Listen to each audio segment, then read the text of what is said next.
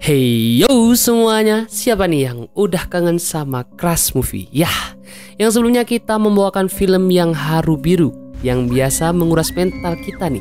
Tapi kali ini kita akan menyajikan sesuatu yang horor. Yah, siapa di sini yang suka sama film horor? Please, kalian wajib banget stay di channel ini dan nikmati sajian film dari kami. Tapi buat kalian yang penakut atau gak suka yang horor, kalian juga wajib stay. Karena di sini tidak semua mengangkat cerita horor, melainkan ada pelajaran yang bisa kalian ambil. Film yang kali ini bakal Mimin bawain berjudul Kalian Pasti Mati. Duh, kalau dari judulnya aja sudah ngeri ya guys ya. Film ini tayang perdana pada tahun 2002 kemarin dan mendapatkan rating 5,8 dari versi IMDb. Film ini menceritakan kisah Raka, seorang remaja laki-laki yang terlahir sebagai anak indigo. Ia memiliki kemampuan berkomunikasi dengan roh orang yang sudah meninggal. Kemampuan ini membuat Raka kerap mendapatkan bully dari sekolahnya. Hingga akhirnya ia harus pindah sekolah dari Jakarta ke Bogor. Di Bogor, Raka tinggal bersama pamannya yang bernama Ajat. Diketahui Ajat juga memiliki kemampuan yang sama dengan Raka. Penasaran dengan kelanjutan film yang satu ini? Subscribe dulu channel Crush Movie dan jangan lupa like, komen, dan share juga guys, supaya channel Crush Movie semakin berkembang. Yuk kita langsung ke filmnya aja. Dan inilah film Kalian Pantas Mati.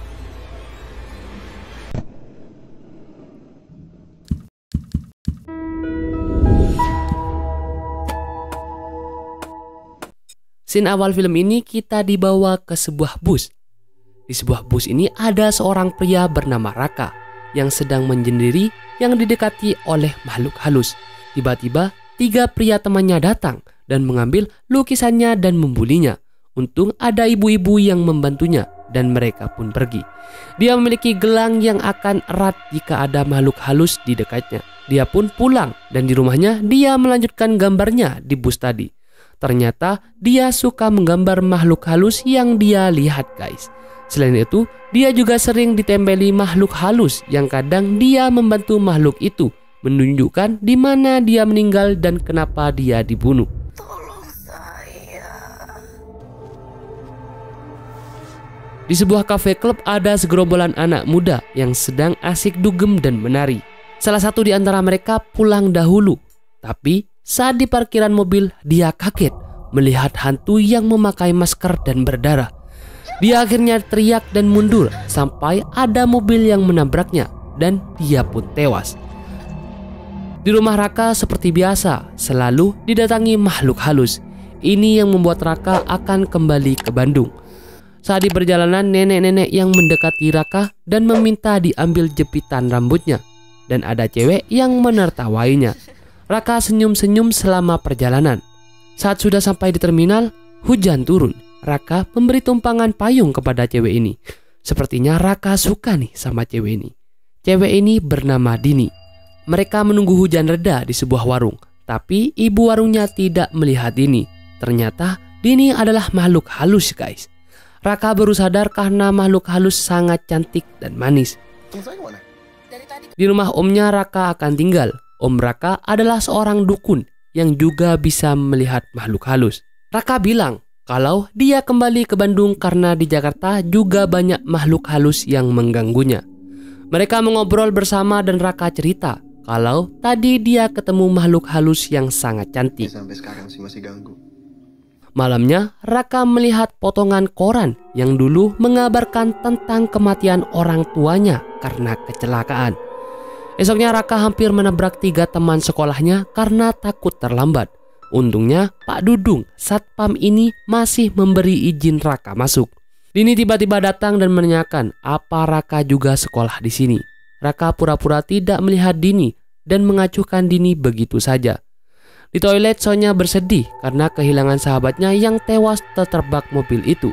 Dan satu sekolah berduka atas kepergiannya. Karena Raka murid baru, dia memperkenalkan diri dan gurunya menyuruh Raka duduk di bangku sebelah Sonya.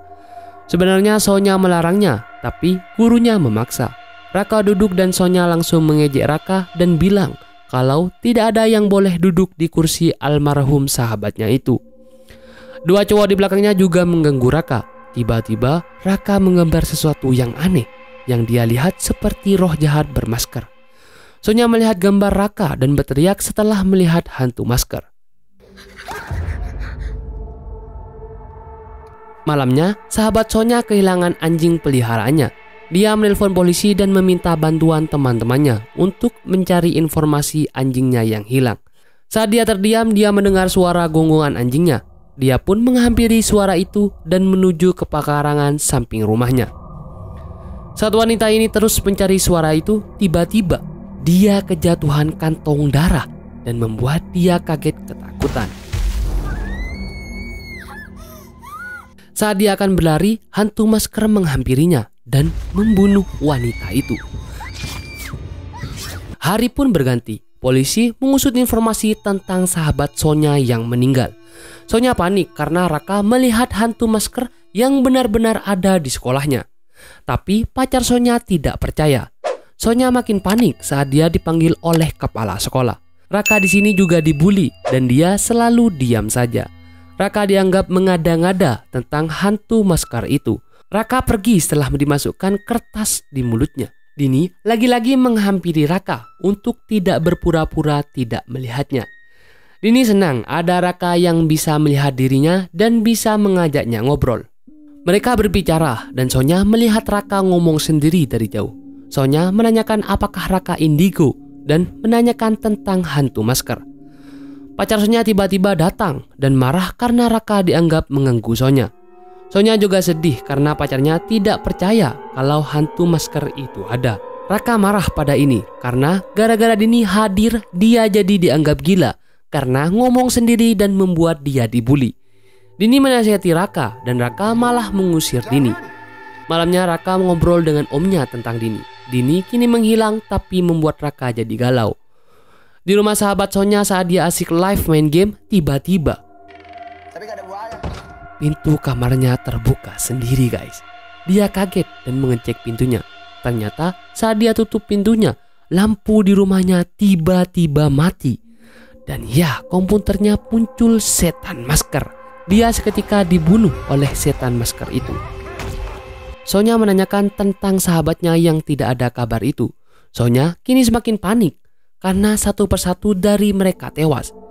Saat Raka pulang, dia mencari Dini ke arah gedung sekolah. Tapi Pak Dudung melarang Raka masuk. Raka mencari Dini ke terminal, mencari ke dalam bus satu persatu. Tapi Dini tidak ditemukan. Raka terus mencari sampai sore. Sampai akhirnya di bus kedatangan terakhir Dini muncul. Raka menghampiri Dini dan meminta maaf kepada Dini karena telah mengusirnya. Dini ikut Raka pulang. Dan di perjalanan pulang Dini bilang kalau dia lupa ingatan dan tidak tahu kenapa dia masih ada di bumi.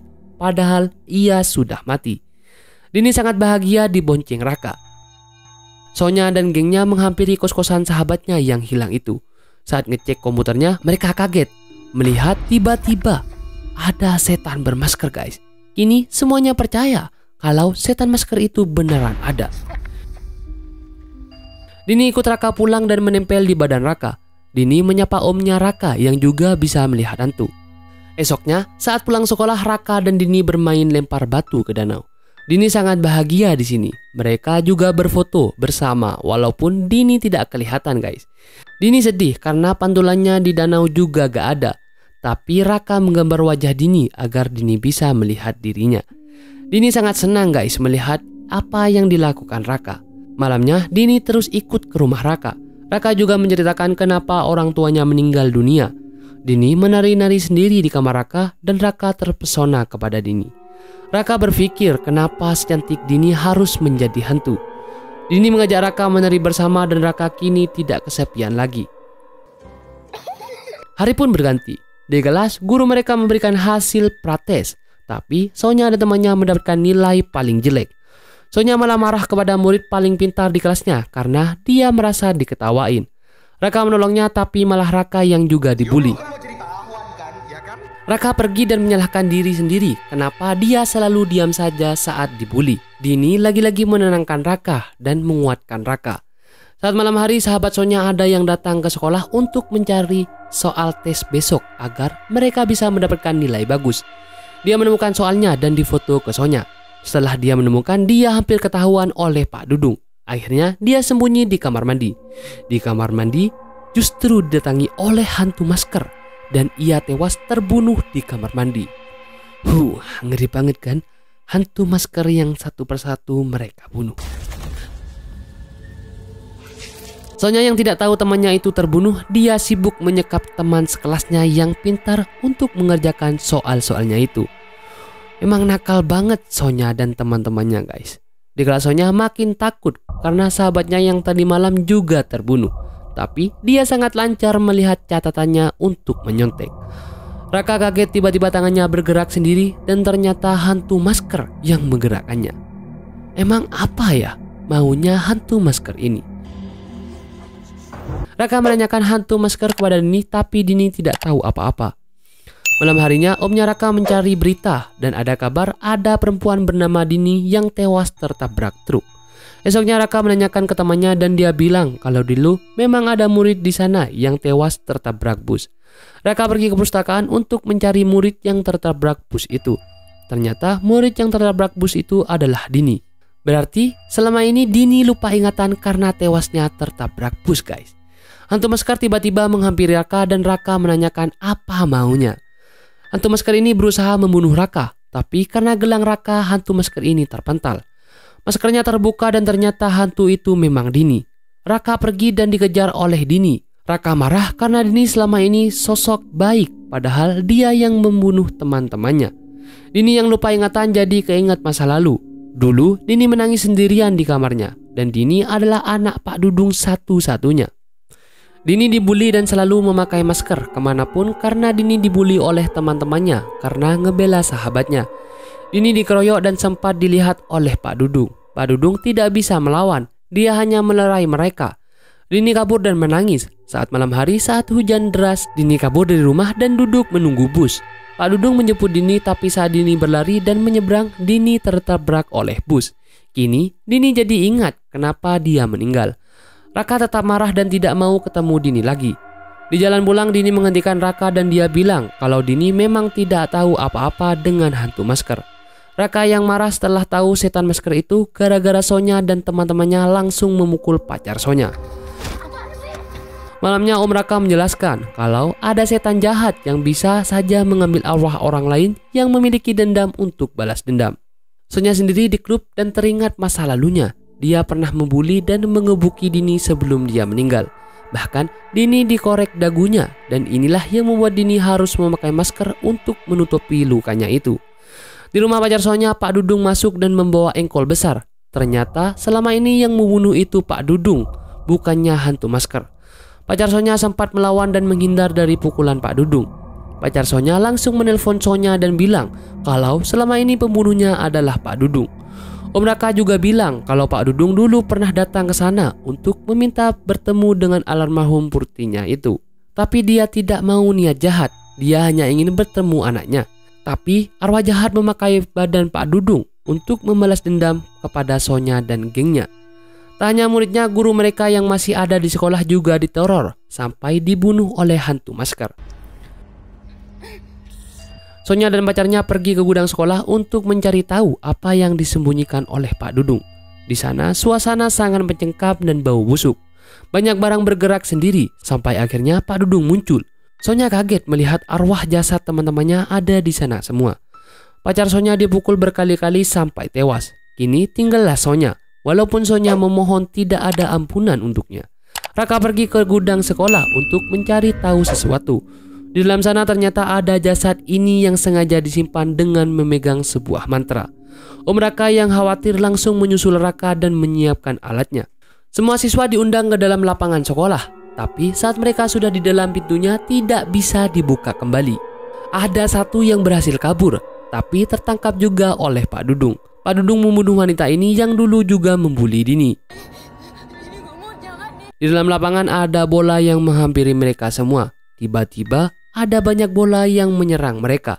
Pak Dudung datang dan menyiram mereka dengan minyak gas. Ternyata Pak Dudung itu adalah jelmaan setan masker. Setan masker hanya menyamar menjadi Pak Dudung. Untung Raka menangkap koreknya dan membuat setan masker terhempas. Raka menguatkan Dini dengan memberikan gambaran masa kecilnya. Ternyata Dini dan Raka dulu bersahabat saat kecil, dan Raka tidak sempat menyelesaikan gambarnya itu. Dini terdiam dan berubah menjadi Dini asli. Wujudnya kini tidak menakutkan, dan Raka membuka topeng Dini. Dini kini mengikhlaskan semuanya, dan kini bisa pergi dengan tenang dengan bantuan gelang Raka. Hantu masker datang lagi dan mencoba membunuh Raka. Untung Om Raka datang tepat waktu dengan membawa pedangnya dan membunuh hantu masker itu. Dini berpamitan kepada Raka, dan Raka bilang kalau dia senang selama ada Dini di dekatnya. Raka mengingat masa-masa kebersamaannya dengan Dini, dan Dini pun menghilang. Guys, makanya kalian jangan suka membuli sesama ya, karena membuli itu bisa membuat orang meninggal loh. Oke, sampai bertemu di film-film selanjutnya. Jangan kemana-mana. Jangan lupa subscribe dulu dan share channel Crush Movie supaya Crush Movie semakin berkembang guys, dan semakin semangat untuk kontennya. Oke, terlalu lama untuk berbasa-basi. See you.